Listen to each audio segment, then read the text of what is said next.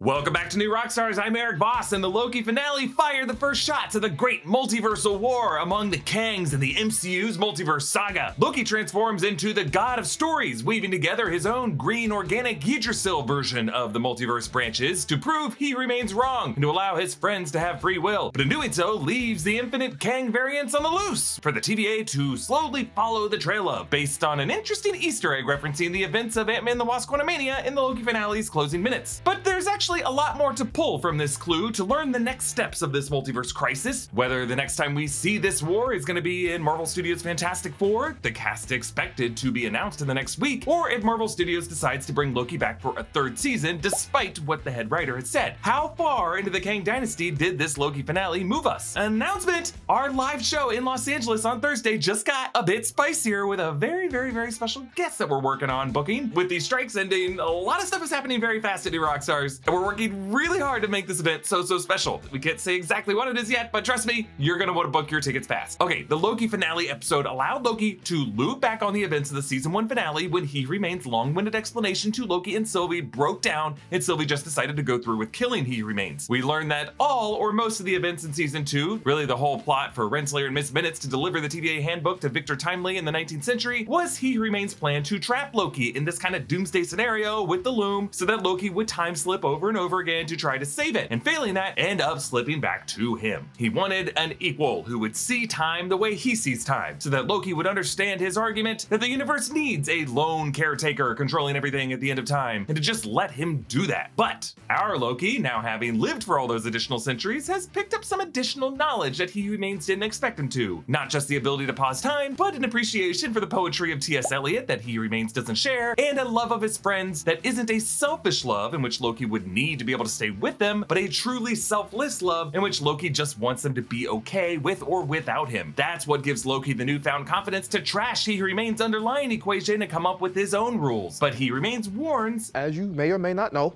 my variants are already out there. We'll find them. There's too many. I won't stop. Doesn't matter. Never stopped me before.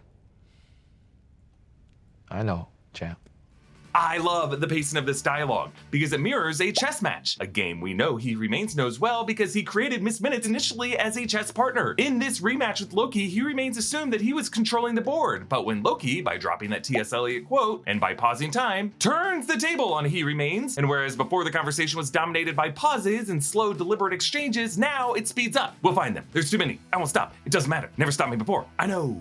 Champ. It's paced like a rapid series of moves between two chess masters, clearing each other's pawns and rooks and bishops and knights, smacking that button in between, and when He Remains says champ, he is realizing he is in check. By trapping Loki for centuries, He Remains has made the same mistake Dormammu made with Doctor Strange. Never underestimate the resolve of a wizard. You cannot scale the infinite. Doctor Strange proved that so long as he had that time stone, he could loop for as long as it took to wear Dormammu down, and Loki proves the same thing. Round and round and round we go, He Remains later says. Loki is willing to sacrifice his own connections to his friends to isolate himself in order to keep He Remains from oppressing the universe. This video was sponsored by Helix Sleep, who has Cyber Week deals available now with up to 25% off your purchase for a limited time. And look, I get it, finding the perfect mattress can be difficult, but Helix's sleep quiz makes it so easy. You just take the quiz and Helix finds the perfect mattress for you. I wanted a medium firm mattress with lumbar support that sleeps cool, and I got matched with the Dusk Luxe Helix mattress. Helix delivers your mattress right to your door with free shipping in the US. The mattress comes rolled up in a box and is super easy to set up yourself. Helix has a 100-night sleep trial, so you get more than 3 months to make sure that you love your mattress. Helix mattresses have a 10-year warranty. Helix even offers financing options and flexible payment plans, so a great night's sleep is never far away. I love my Helix mattress. I think you would too. If you're looking for a new bed, check out Helix Sleep. They have great Cyber Week deals available now. It's a perfect time to update your sleep with 25% off a Helix mattress plus 2 free pillows. Click the link below or go to helixsleep.com/rockstars to find out more about this limited time offer. So He Remains says that his variants are already out there, and we've seen a bit of that from Quantumania, Kang the Conqueror in the Quantum Realm, and the countless others in the Council of Kangs in that arena, Immortus, Pharaoh Ramatut, Scarlet Centurion, and probably that's Mr. Griffin in there too. These are loose Kangs throughout the time stream, or the branches of the time tree, we should say, that the TVA is now investigating. While the TVA's new mission seems to be nurture our nature and keep the multiple branches of the time tree thriving, there is some pest control still necessary. Mobius and B-15 share this report. I got those reports on the variants of He Who Remains.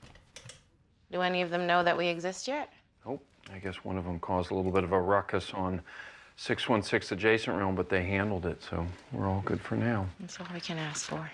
616 adjacent realm refers, of course, to the quantum realm of the 616 universe, and this report describes the events of Ant-Man and the Wasp: Quantumania. These photos show Kang the Conqueror blasting the Freedom Fighters and his time chair that he was traveling in and initially crash-landed in the quantum realm. I began to break down this paperwork in the breakdown, but I have since made some more of it out. So at the top of this form, it reads Risk Report, Threat Identification. This isn't like the paperwork we saw in Season 1 that listed apocalyptic events. This is a risk report, a threat. The top lines are for variant number, name, location, and temporal aura, and right beside that, the first time in the series we see the alias Kang written in quotes. Beneath that are powers, unidentified, and then related case files. And based on the bleeding of the ink that was added to this form by Mobius's typewriter and the way this ink bleeds, it seems to bleed more for numbers like 8 and 6. It seems to be there are 12 other cases listed, 12 other logged incidents of He Who Remains variants that the TVA has logged thus far. So why do Mobius and B-15 list these as related cases?